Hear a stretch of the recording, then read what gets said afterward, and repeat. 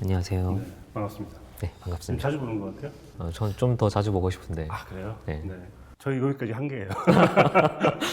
제가 요즘 그 극장에서 영화 보는 것보다 집에서 영화 보는 게 더 많아요. 네, 네. IPTV도 있고 넷플릭스를 진짜 많이 보거든요. 그렇죠. 저희가 넷플릭스 영화를 몇 번 다루면서 그런 말씀 드렸었는데, 오히려 감독들이 이제 사람들이 영화를 보는 환경 자체를 상상을 다르게 하기 시작한 것 같아요. 극장에서 영화를 보는 게 아니라 집에서 최적의 환경에서 자기가 정말 좋아하는 환경 속에서 작은 화면으로라도 재밌게 영화를 관람할 수 있게 영화를 만들기 시작한 것 같고, 그런 면에서 넷플릭스가 중요한 역할을 하고 있다는 생각이 들더라고요. 그 넷플릭스 같은 스트리밍 서비스가 이제 본격적으로 대두가 되면서 아마 영화라는 거에 대한 개념도 좀 많이 바뀌지 않을까라고 생각이 들어요. 넷플릭스 가입하셨죠? 네, 뭐 당연히 네. 어쩔 수 없이. 네, 저도 4K용으로 가입돼 있는데, 왠지 넷플릭스는 영화를 한 달에 한 3편 정도는 봐줘야지 본전이 빠지는 것 같은 그렇죠. 느낌이 네, 있기 때문에 네, 네. 어제도 한 편 보고 왔습니다. 아, 네. 오늘 다룰 영화여서 보고 온 거이기도 한데요.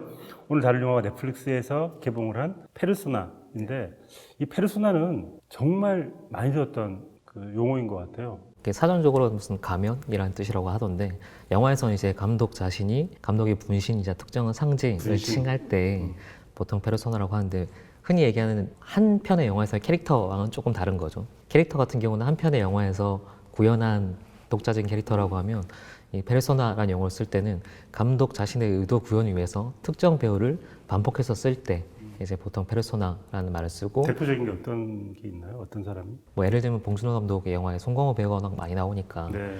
그냥 단순하게 연결시키면 그렇게 얘기할 수도 있겠죠. 송강호 씨는 굉장히 여러 감독의 페르소나이기 때문에, 그렇죠. 이게 페르소나가 가면이라고 친다면 가면이 정말 많은 거죠. 오늘은 봉준호의 페르소나, 내일은 뭐 누구의 페르소나, 이렇게 할 수 있겠네요. 이게 사실 배우 입장에서는 그렇게 달가운 용어는 아니에요. 어쨌든 감독의 해석과 투영 완벽한 도구가 된다는 의미이기도 하기 때문에 저는 그런 의미에서 치면 봉준호 감독의 페르소나는 송강호보다는 오히려 변희도 배우나 그렇죠. 그러네요. 네네. 그분의 영화에서만 그 색을 낼 수 있는 배우가 아마 그러니까 봉준호 감독의 그 이상한 뉘앙스를 제일 잘 표현하는 배우가 누군가 생각해보면 변희봉 씨인 것 같네, 진짜. 그래서 이게 좀 생각을 해보면 이게 영화가 누구의 것인가 라는 질문으로 이어지기도 하거든요. 제작자 이것 아닌가요? 우리 모두의 것이죠. 우리 모두 이것이라고? 우리 건 아닌 것 같아. 보통 영화가 감독, 작가 이런 얘기를 많이 하니까 가끔씩 잊어버릴 때가 있는데, 영화는 순수하게 공동 창작이거든요. 누군가의 창작물이 될 수가 없어요. 근데 이제 감독의 창작물로 하고 싶기 때문에 여러 가지 용어들을 쓰고, 페르소나라는 말도 이제 그런 일환으로 나온 거고, 이제 근데 이제 그 말을 쓸 때는 과연 배우가 감독의 손발일까? 아니면 오히려 감독에 영감을 주는 또 다른 존재일까? 아니면 공동 창작자일까? 뭐 이런 질문들을 할 수 있는 용어인 것 같아요. 근데 로베르 브레송이 배우론 같은 걸 꽤 많이 얘기를 했는데, 배우에게 요구하는 것이 뭐냐면 그들 내면에 누가 있는지 그들 스스로가 애단하지 않는 것이라고 하거든요. 보이는 것 대신에 존재하기라는 말을 쓰는데 약간 철학적인 개념이긴 하지만 그게 감독과 배우의 관계가 아닌가 싶기도 해요. 액팅이 아니라 비잉해야 되는 거군요. 그렇죠. 그러니까 존재함 자체로 그 캐릭터를 표현을 해야 되는 거기 때문에 어쩌면 굉장히 고도의 작업이라는 생각이 들기도 해요. 자기를 다 비워내고 새로운 사람으로 존재한다는 건 여러 명의 존재로 산다는 거고, 그렇기 때문에 배우들이 어떤 작품 끝나고 나면 좀 약간 시달리잖아요. 계속 그 후유증 같은 게 있어가지고, 그나마 존재했기 때문에 그 존재를 빠져나오기가 쉽지 않은 이유인 것 같기도 하네요. 그래서 누구의 것이라기보다는 공동의 작업이라고 하는 편이 더 맞을 것 같고, 하지만 제작자는 이런 의견을 비웃을 것 같습니다. 야, 내 거지. 내가 돈 다 냈는데, 내 거지라고 생각할 수도 있고, 감독은 야, 내가 다 했어. 이렇게 할 수도 있고, 배우는 야, 내가 연기 안 했으면 니들 돈이 많아도 못해라고 할 수도 있고, 각자의 것이라고 생각할 수도 있지 않을까요? 그 생각을 할 수 있게 해주는 게 영화의 묘미인 것 같아요. 그래서 페르소나라는 그 제목 자체가 그거에 대한 되게 도발적인 질문일 수도 있겠다라는 생각이 들었습니다. 네, 최근에 이 페르소나 검색하면 일단 방탄소년단이 나오는데, 방탄소년단 가사를 보면 이 앨범 제목이 Map of the Soul이고 영혼의 지도이고 페르소나가 부제처럼 붙어 있는데, 평생 내가 누군지를 알고 싶어 했다라는 이야기가 나와요. 그러니까 우리가 영화에서는 페르소나가 그런 용도로 쓰이겠지만, 내가 누구인지 말할 수 있는 자가 누구인가라고 물어보는 주제가 어쩌면 페르소나라는 이 단어에 갇혀 있는 것 같거든요. 네, 내 안의 나를 찾아 나가는 과정, 그 작업을 감독과 함께하는 그게 이제 페르소나의 의미가 아닌가 싶기도 합니다. 네, 아까 제작자 말씀을 제가 드렸지만 이 페르소나를 제작하신 분이 윤종신 씨예요. 그래서 저는 굉장히 용의 지도하다. 굉장히 영리한 제작자이죠. 이 영화 전체가 브래드 피트가 플랜 B가 있다면 이분은 플랜 T입니다. 왜냐하면 T? 테니스의 T. 아, 네. 모든 이미지가 테니스와 상관이 있어요. 심지어 로고 시작할 때 보면 마치 코트를 보여주는 것처럼 보여주면서 테니스공 두 개가 맞물려 있는 것 같은 그런 로고가 나 테니스와 상관 있는 사람이야 얘기를 하는 것 같고 이 영화 곳곳에 테니스에 관계된 이미지들이 있습니다.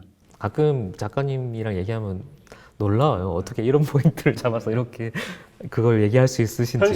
현실과 픽션이 구분이 안 되는 거지. 윤종신 씨가 제작자인데 막 관여했다는 생각을 혼자 망상을 품기도 하고 그렇습니다. 저는. 근데 그게 감독의 의도를 읽어나가는 뭐 방식이기도 하고 이번 프로젝트가 정말 재밌었던 거는 보통 이게 옴니버스 단편이잖아요. 네. 근데 보통 이런 옴니버스는 주제 혹은 뭐 감독 중심으로 기획이 되는데 어쨌든 이번엔 배우 중심으로 짜인 프로젝트란 말이죠. 이런 프로젝트가 있었나요? 적어도 국내에선 처음인 것 같아요. 배우를 중심으로 이렇게 내세울 수 있을 만한 그 사실 기획을 재밌다고 생각을 해도 이렇게 딱 맞춰서 할 수 있는 경우는 별로 많지는 않거든요.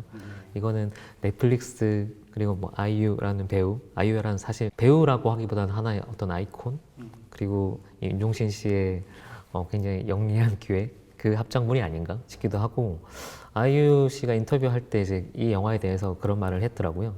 내가 이런 모습을 보여주고 싶다라기보다는 나를 이런 식으로 봤구나라는 거에 대해서 흥미가 더하는 프로젝트였다라고 하는데 그게 되게 정확한 것 같아요. 사실 우리가 모두가 잘 알고 있다고 생각하지만 또 잘 모르는 게 스타잖아요. 아이유란 배우 혹은 사람, 아이콘, 스타를 각각의 감독들이 어떤 시각으로 접근해서 어떤 걸 이끌어냈는지 그걸 보는 것만으로도 사실 꽤 재밌는 프로젝트죠. 한편으로는 이게 약간 프리즘 영화 같기도 한 것 같아요. 감독들이 아이유라는 프리즘을 가지고 어떤 빛을, 어떤 파장을 쐈을 때 어떤 식으로 굴절되는지를 보는 게 좀 이 영화의 재미일 텐데 제가 보기에 네 편 중에 어떤 것들은 심하게 굴절시킨 영화도 있고 어떤 것들은 프리즘보다는 자기 빛에 더 관심이 있는 것 같아 보이는 사람도 있고 다양한 방식으로 네, 네, 프리즘을 네, 이용하는 네, 것 네. 같더라고요.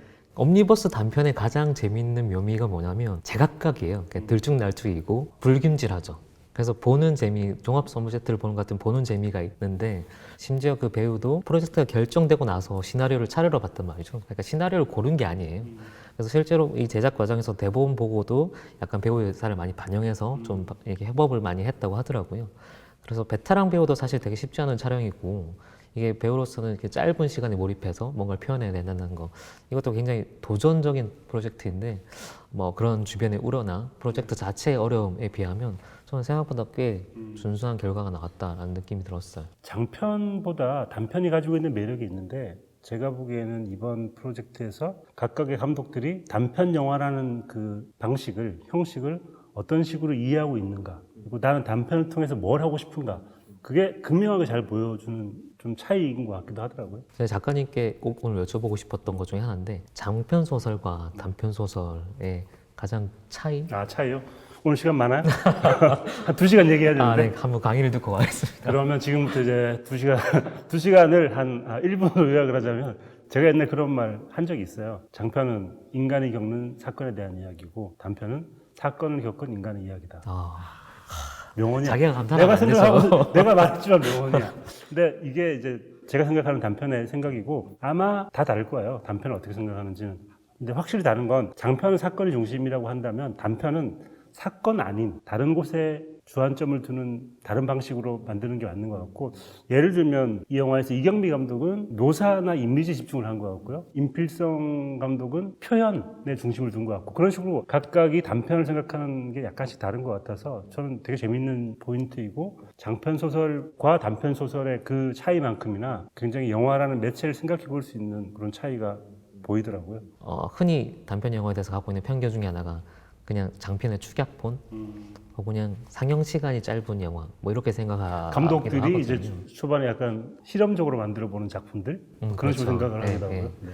근데 사실은 전혀 다른 장르이고 접근법도 다르고 어떤 걸 끌어낼 수 있는가도 다르고 그리고 단편 영화를 잘 만드시는 분들도 있어요. 그리고 단편 영화 잘 만든 재능과 장편 영화 잘 만든 재능은 좀 사실 별개일 수도 있거든요. 전반적으로 이제 짧은 아이디어에 임팩트 있는 어떤 반전 같은 게 좀 용이하고 그런 걸로 예를 들면 저는 제가 꽤 재밌게 봤던 단편 중에 하나가 윤혜린 감독님이 만든 2010년에 호로 자식을 위하여라는 작품이 있었어요. 네. 제목부터 이제 일단 단편들 제목이 세더라고. 네. 호로비츠를 위하여라는 영화도 있잖아요. 그렇죠. 그거에 대한 약간 오마주인 거죠. 오마주와 패러디에 가까운 작품인데 이건 제목처럼 약간 장르를 완전 비트는 식의 작품이었고 혹은 장편화된 작품이기도 한데 파트리크 장이라는 감독의 픽셀이라는 영화도 있거든요. 아, 그 영화 좋아하죠, 제가. 네, 코미디 영화로 이제 그 게임의 아이콘들이 지구를 침공하는 것들과 맞서 싸우는 이야기인데 장편 영화는 개판이었잖아요. 단편 너무 재밌었는데. 그게 장편과 단편의 어떤 질의 차이 그걸 정말 보여줄 수 있는 팩맨 나오고만. 그렇죠 너무 사례였는데 재밌었는데. 픽셀이란 단편 자체는 8비트 세계가 이제 실제 리얼리티를 침공했을 때 벌어지는 일들을 단순한 아이디어를 정말 잘 만든 거고 또 한편으로는 단편이 갖고 있는 매력 중에 하나는 특정 정서를 구체화하기가 되게 좋아요. 아까 말씀하신 것처럼 그냥 느낌만 살리는 그게 단편에서는 되게 훨씬 더 임팩트 있게 갈 수 있고 그렇죠. 뭐 외로움, 쓸쓸함, 그렇죠. 기쁨, 뭐 박탈감 이런 것들을 짧게 그냥 표현할 수 있으니까. 상영 시간 내내 꽉 채울 수 있는 말 그대로 감정을 물질로 하기 되게 좋은 장르거든요 단편이.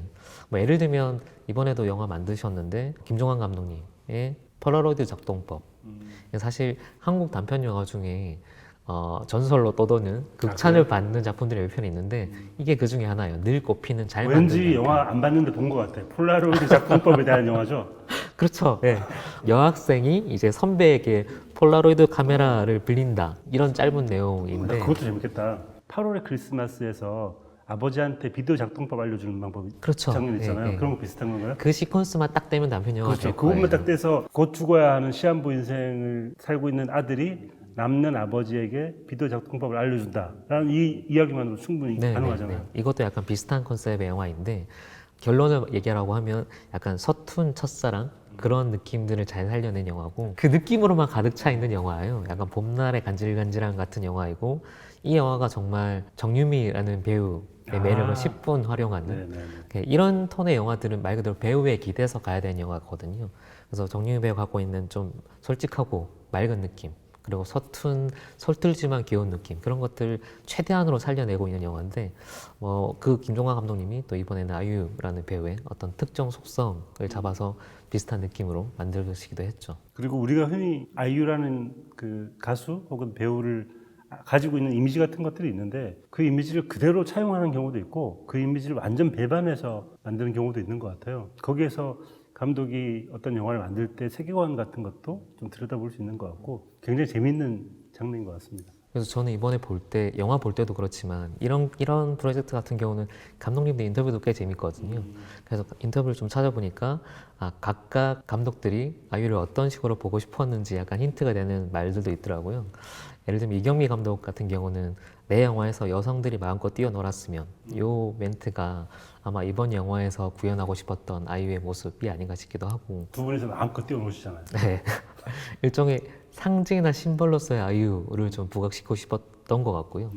임필성 감독님은 워낙 또 말씀 재밌게 하시니까 근데 그런 좀 너스레도 잘 떠시잖아요. 그래서 그 중에 물속에서도 내면 연기를 하는 배우다라는 그 얘기를 확증하기 위해서 아이유를 물에 들어가겠군요. 그럴 수도 있죠. 정권 감독 같은 경우는 어쨌든 아이유가 갖고 있는 원래 이미지를 조금 벗겨주고 싶다라는 게 있었다고 하고 그래서 체육복 입은 모습을 딱 볼 때 이거다 싶었다라고 하더라고요. 그게 이제 아이유에게 어떤 모습을 이끌어내고 싶었는지 뭐 약간 자연인 이지은을 더 끌어내고 싶었던 것 같고 김종환 감독 같은 경우는 나의 아저씨에서 있었던 좀 어둡고 무거운 정서를 갖고 가되 조금 가볍게 해볼 수 있지 않을까. 이게 이제 김종환 감독님 목표셨다고 하더라고요. 네.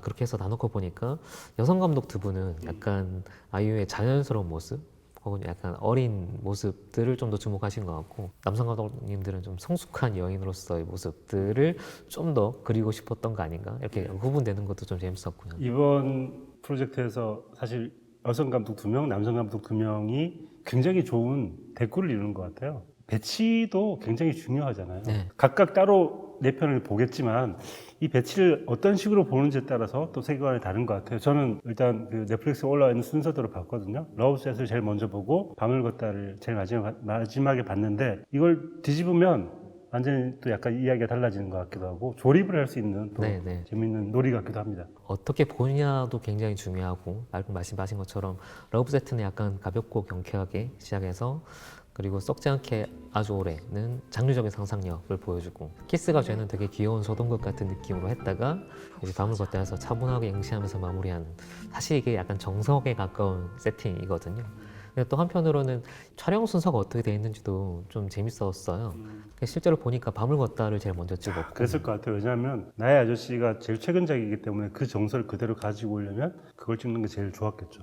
밤을 걷다를 찍을 때 이제 다른 감독님들이 현장에 와서 기웃기웃하면서 실제로 그때 전체 시나리오가 나온 상태는 아니었기 때문에 두 번째로 찍은 게 이제 썩지 않게 아주 오래 임필성 감독님 이 영화를 찍으시고 세 번째가 키스가 죄를 찍고 제일 마지막에 찍은 게 러브세트더라고요. 네. 러브세트에서 뭔가 자유로워 보이는 게 아마도 다 했다 이제. 요것만 하면 집에 가서 놀 수 있다라는 마음 같은 게 그 발랄함이 묻어나는 것 같기도 하네요. 러브세트에서 다 쏟아낸다는 느낌? 아 이게 진짜 마지막이야라는 느낌. 네. 그럼 한편 저희가 좀 자세하게 영화를 들여다보면서 또 얘기를 나눠보겠습니다. 일단 뭐 상영 순서대로 한번 가는 게 좋을 것 같고요. 첫 번째 작품이 러브세트인데 제목부터 일단 너무 발랄하고 테니스 좀 아시나요? 저는 테니스를 게임으로만 쳐봐갖고 게임. 규칙은 다 압니다. 그 러브가 뭔지도 아시겠네요. 네. 네, 근데 저 러브가 너무 재밌는 것 같아요. 러브라는 게 사랑을 뜻하는 단어이기도 하지만 점수를 한 점도 얻지 못하는 걸 러브라고 하잖아요. 근데 여기서 베두나와 아이유의 대결이 펼쳐지는데 베두나 씨가 러브 게임을 합니다. 6대 0으로 이겨요. 결국에는 진 거는 아이유인데 사랑을 획득한 건 누군가? 아이유다. 이런 식의 약간 뉘앙스가 갖게 돼서 러브 세트라는 게 되게 재밌는 뉘앙스를 가지고 있는 것 같습니다. 이게 말씀하신 것처럼 완전 압도적인 게임이잖아요. 그러니까 누가 이길까가 중요한 게임이 아니니까 그런 게임의 긴장감 없는 구성이란 말이죠. 그러면 당연히 누가 이길까보다는 어떻게 전개되나 저 인물들이 원하는 게 뭔가 다른 걸 보게 되는데 이 영화는 해석할 수 있는 여지를 꽤 많이 열어놓은 좀 중의적인 복합적인 영화인 것 같고 그 신호업 자체는 되게 단순하잖아요. 18살 아이유와 영어 선생님 두나 각자 자기 이름 투나 아니죠? 투나 아니고 두나죠? 저는 그 농담 딱 본 순간 작가님 생각이 났고 여기서 좋아하겠구나. 나 굉장히 글로벌한 농담을 하는 거예요. 아, 미국에서 베두나 씨가 그런 얘기 할 것 같거든 내가 보기에는. 실제로 그럴 것 한국에서 같아요. 온 배우 네. 베두나예요, 나 투나 이렇게 하지 않았을까? 현장에서 약간 반영된 거 아닌가라는 생각도 들고 네. 영어 선생님인 두나가 아버지랑 아마 사귀고 있는 것 같고 그 아버지가 뺏기 싫은 딸이 헤어지게 만들고 싶은데 내기를 하는 거죠. 나한테 이기면 너네 아빠랑 헤어져 준다. 근데 이게 표면적인 시나리오인 거고 그 밑에 약간 깔려 있는 거는 이 선생님에 대한 동경도 함께 가는 것 같아요. 아이유가 베두나를 약간 동경하고 있는 것 같은, 질투하고 있는 것 같기도 하고 동경하고 있는 것 같기도 한 이중적인 마음 같은 게 있죠. 우리가 말로는 이렇게 딱 구분이 가능한데 질투, 동경 이게 선망, 감정적으로는 뭐 여러 가지가 이렇게 또. 구분이 될까? 다 섞여 있는 되게 복잡미묘한 상태. 어쩌면 자기 감정을 제대로 알지 못하는 나이의 소녀는 그게 질투인지 동경인지 원망인지 불안인지 알 수 없을 것 같은. 그래서 그걸 딱 자르지 않고 그냥 그 복합적인 되게 복잡미묘한 상황들을 그림으로만 이미지 사운드로만 그대로 보여줘요. 그래서 그런 측면에서 저는 이 영화가 굉장히 이경미 감독스럽다. 뭔가 복잡미묘한 감정을 선명한 방식으로 그려내는데 그때 그려내는 게 단어로 정리되는 게 아니고 좋게 얘기하면 에너지, 생동감, 뭐가 저기 있어 라는 느낌을 확실히 주거든요. 그래서 움직이는 이미지랑 사운드의 충돌만을 통해서 뭔가 저기 뭐가 있는 것 같은데 그게 뭘까에 대해서 관객에게서 각자에게 말을 거는 식의 영화를 만드시는 분이라서 정말 이경미 감독스러운 영화가 나온 것 같아요. 저 러브세트 계속 얘기하시는데 러브세트 영화를 생각해야 되잖아요. 자꾸 침이 돌아요. 자두가 자꾸 떠올라가지고 제가 복숭아 알러지가 있는데 자두를 너무 좋아하는데 이 영화에서 자두 먹는 장면이 너무 잘 나와 있어가지고 아마도 하정우 씨보다 더 맛있게 먹방을 하셔가지고 보는 내내 자두가 먹고 싶더라고요. 그게 어떻게 보면 이경미 감독의 의도이기도 할 것 같고 유행 감독 영화를 묘사할 때 딱 적절한 감상이라고 저는 생각을 해요. 그 영화 스토리를 생각하고 있는데 자동 반사적으로 그 자두가 생각나는 그런 식으로 뭐 감각적인 이미지들 연결시키는데 되게 탁월한 감독님이거든요. 네, 그러니까 저는 딱 떠오르는 게 네트, 라켓, 그리고 치마, 자두, 하얀색, 빨간색 이런 식의 단어들이 이미지로 떠올라요. 그리고 감각 같은 것들이 어쩌면 이 전체 영화에서 도입부를 러브세트가 너무 잘 해낸 것 같은 게 그런 감각적인 아이유의 모습 같은 것들을 시각적으로, 청각적으로, 감각적으로 묘사했다는 게 전 되게 뛰어난 그런 접근인 것 같더라고요. 이 영화에 아마 부제를 붙이면 선을 넘다 정도가 아닐까 싶은데 그게 다 금기의 의미에서 선을 넘다는 것도 있고 말 그대로 물리적으로도 선을 여러 번 넘잖아요. 이 영화에서의 네트, 그 그물의 이미지가 좀 중의적으로 사용되는 것 같은데 한번 아빠한테 갈 때 이제 이 아이유가 네트를 넘어가요. 이게 뭐 아빠에 대한 소유욕일 수도 있고 아니면 성적인 부분의 어떤 표현일 수도 있는데 어쨌든 금기를 넘는다는 걸 그냥 직접적으로 보여주는 거죠. 그리고 뭔가 점수 날 때, 두나 쪽에 점수가 날 때마다 아빠가 늘 아웃이라고 해요. 그게 안 돼라고 이렇게 그어주는 것 같고 되게 그런 직접적인 코드로 보여주는 것도 하나 있고 또 하나 이게 성인 여성에 대한 동경이라고 하면 아이유를 잡을 때는 늘 네트 뒤편에 이렇게 넘어져 있는 뭔가 이렇게 그물에 갇혀 있는 물고기 마냥 그런 식으로 잡아주거든요. 그게 아마 성인 여성에 대한 동경과 좌절을 또 직접적인 이미지로 상징화한 거 아닌가라는 생각이 들었어요. 근데 이 러브세트에서 제일 카메라 워크에서 주목할 만한 게 당연히 클로즈업인 것 같고요. 여러 번 클로즈업을 하는데 일단 배우를 클로즈업 하기도 하고 먹는 모습 그리고 제품들을 클로즈업 하기도 하더라고요. 어쩌면 제작자의 마인드 같은 것들이 뉴발란스를 떡 하는데 야 이건 정말 협찬이구나. 그런 적나라함 같은 게 어쩌면 이 영화의 매력이기도 한 것 같습니다. 그런 센스일 수도 있고 자두 계속 얘기하셔서 자두를 넣는 그 클로즈업과 교차 편집도 굉장히 어떻게 보면 감각적이에요. 이를테면 서브 임팩트를 딱 넣고 자두 깨물어 먹는 모습 넣어주고 그 교차 편집과 함께 사이에는 고함 소리죠. 네. 네, 거의 신음소리에 가까운 고함 소리가 계속 들어가고 그리고 피 흘리는 다리가 나오고 슬로우 모션으로 그 모습들을 잡아나가고 이런 게 1년에 연결되면 흐르는 땀, 뭐 피, 자두의 가즙 이런 걸 그냥 교차로 딱 보여주면 방탄소년단이네. 피땀 눈물. 역시 창의력이 피땀 눈물 자두. 그게 딱 이거다라고 설명해 주지 않고 이렇게 연상할 수 있는 거리들을 주는 거예요. 어떤 분들은 여기서 약간 성행위에 가까운 느낌을 연상할 수도 있을 거고 그건 좀 의도적인 것 같아요. 네. 기본적으로 영화의 가장 큰 컨셉은 저는 패티시라고 봐요. 패티시가 사실은 진짜가 아닌 부분에 집착을 하는 건 거잖아요. 예를 들면 아빠에게 업히는 아이유를 볼 때 뭐 질질 끌려가는 그 모습 보여줄 때 다리만 이렇게 잡아준다든지 특정 시점 신체를 클로즈업 한다든지 이게 비대칭 사운드라고 하는데 되게 비현실적인 사운드를 크게 엄청나게 여기서는 이제 주로 신음소리를 들려준다든지 근데 한편으로 생각해 보면 영화라는 매체 자체가 사실에 패티시죠? 대한 패티시거든요. 그거를 그냥 그대로 보여주는 것 같고 흔히 패티시라고 하면 약간 고정관념이 있어서 패티시는 나빠, 정상이 아니야, 뭐 고쳐야 돼, 뭐 이렇게 생각할 수도 있는데 이 영화는 그게 왜 나빠? 라고 좀 도발적으로 묻고 있는 거 아닌가라는 생각도 들었어요. 그래서 저는 사실 이 영화 보면서 들었던 생각 동성애로 읽고 싶어 하는 분도 있을 것 같고 저도 충분히 그렇게 읽을 수 있는 부분이 있을 것 같아요. 아이유와 두나의 댄스 게임 자체가 일종의 성행위를 연상시키기도 하고 뭐 신음소리나 땀이나 클로즈업, 피나는 무릎 이런 것들이 다 약간 그런 상징으로 읽을 수 있는 여지가 충분한 것 같고요. 근데 이게 결국은 성장 혹은 그 동경의 대상 성적인 어떻게 보면 동경으로 출발했다가 대등한 관계로 딱 바뀌는 순간이 있거든요. 개인적으로는 신음소리를 잡아내는 방식이 되게 재밌었는데 처음에는 누가 봐도 약간 고함 소리 아니고 신음소리 가깝게 들리다가 두 사람의 게임이 이어질수록 이게 노골적으로 들리는 신음소리가 점점 보통의 호흡 소리로 바뀌어요. 좀 중립적으로 이제 그리기 시작해요. 익숙해서 그런 게 아니고 그럴 수도 있죠. 근데 만약에 익숙해도 그렇다고 해도 그런 효과가 있다고 저는 생각을 하고 그게 한편으로는 뭐 성적인 동경에서 출발했다가 대등한 관계로 넘어가는 그거를 보여주는 장면, 보여주는 장치라고 보고 그래서 저는 이 영화에서 만약에 핵심 이미지를 하나 꼽으라고 하면 자두. 자두도 중요하긴 하지만 왜 되게 힘들고 억울하고 분하고 해서 눈물이랑 땀이랑 다 범벅이 된 섞여 있는 아이유 얼굴을 슬로우 모션으로 잡아준다. 이게 핵심인 것 같아요. 그 상태의 어떤 되게 불안한 뭐가 뭔지 잘 모르겠는 그 심경을 그대로 이제 그 이미지 얼굴로 보여주는 거고 엔딩에서 이제 결국은 사실 게임이 안 되는 거잖아요. 네. 게임 안 되는 경기 거의 막바지에 마지막에 이제 애원하죠. 결혼 안 하면 안 돼요라고. 근데 그렇게 했을 때 대화한 대답이 하기로 했잖아인데 하기로 했잖아 주어가 없어요. 이게 제가 들을 때는 네 남자친구랑 나한테 지금 결혼하기로 했잖아라고 대답을 한 것 같고 아이고 아니 그게 아니고 아빠랑 결혼 안 돼요 이거잖아요. 그때 이제 테니스송을 건네주면서 클로즈업을 하는데 이것도 사실 좀 노골적이긴 하지만 네. 선을 넘어서 주는 도움이잖아요. 그래서 그 다음에 이제 난 안 해라는 답을 해주는 어떻게 보면 도움을 주는 여성 혹은 나에게 뭔가 이렇게 건네주는 여성 그 둘 사이의 그 연대가 사실 진짜 보여주고 싶은 거 아닌가라는 생각을 했어요. 네, 이따가 제가 어떤 작품들을 원픽으로 꼽으시는지 여쭤봐야 될 것 같아요. 네, 그래서 네. 약간 차이가 나지 않을까라는 생각이 들기도 해서 옴니버스 영화는 그거 고르는 그 것도 재미죠. 또 재미죠. 네. 넌 뭐가 제일 재밌었어? 난 그게 제일 재밌었어. 그리고 평가를 좀 하는. 최악이 뭐야?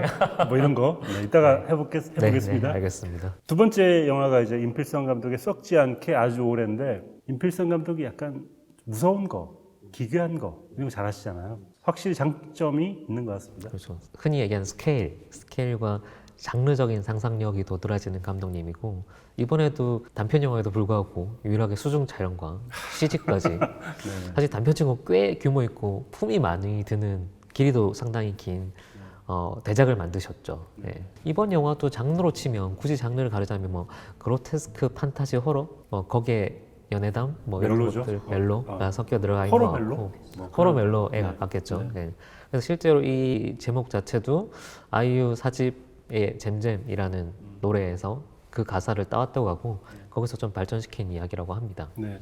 여기 보면 완전히 러브세트의 아이유와는 상반된 이미지의 그 클로즈업을 하는 걸 보고 이런 차이와 변주 같은 게 어쩌면 이 프로젝트의 되게 중요한 포인트겠다라는 생각이 들더라고요. 이게 되게 비밀이 많은 여자와 허세와 불안으로 가득한 남자 이 두 사람의 얘기인 거잖아요. 약간 버닝하고도 비슷하지 않아요? 이야기 자체가? 아 그렇죠. 네. 네. 기본 세팅은 나는 이 여자 몰라. 그러니까 내가 완전 모르는 미스테리한 여자라고 밀어놓고 굳이 설명하지 않고 그냥 그걸 밝혀나간 남자의 심리에 좀 초점을 맞추고 있는 영화인데 그렇기 때문에 어떤 의미에서는 아이유를 굳이 내면을 표현한 게 아니고 좀 대상화해도 되지 않나 그런 어느 정도의 자유를 얻고 시작하는 영화인 것 같아요. 네. 이게 상상을 직접 이미지로 보여준다는 측면에서는 탁월한데 뭐 이야기 자체의 구성에서는 사실 좀 아쉬움이 많은 영화였던 것 같아요. 상상을 직접 이미지로 보여주는 게 영화의 가장 큰 힘처럼 느껴지기도 하지만 한편으로는 안 보여줄 때 훨씬 더 잘 보이는 것들이 있거든요.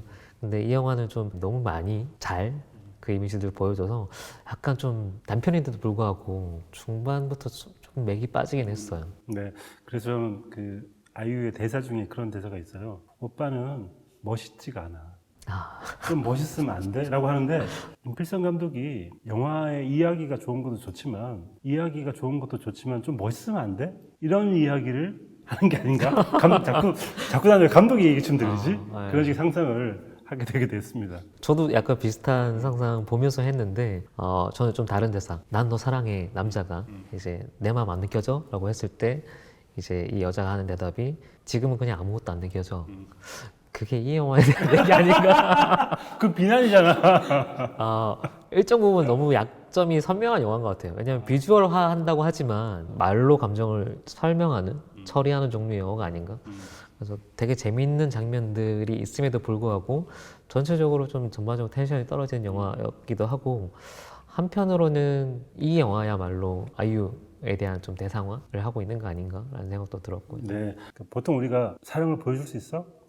꺼내봐라고 하잖아요. 그러면 당연히 못 꺼내는데 꺼내준다.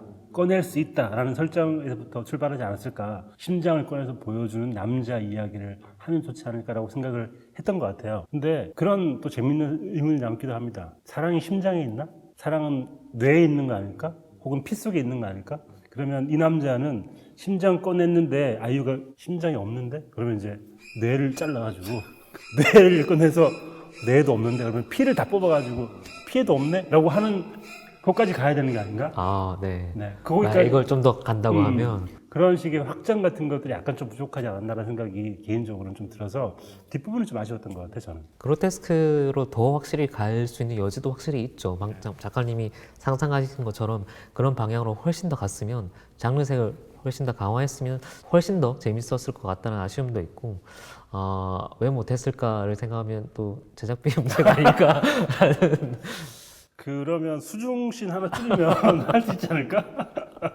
아이유도 물 안 들어가고 얼마나 좋았을까라는 생각을 해보게 기본적으로는 이 영화가 기술적인 면모는 꽤 재밌는 면모가 꽤 많고 일단 거의 모든 카메라가 클로즈업에 이 심도 낮춘 포커스인을 하고 있거든요. 주변을 다 날려요.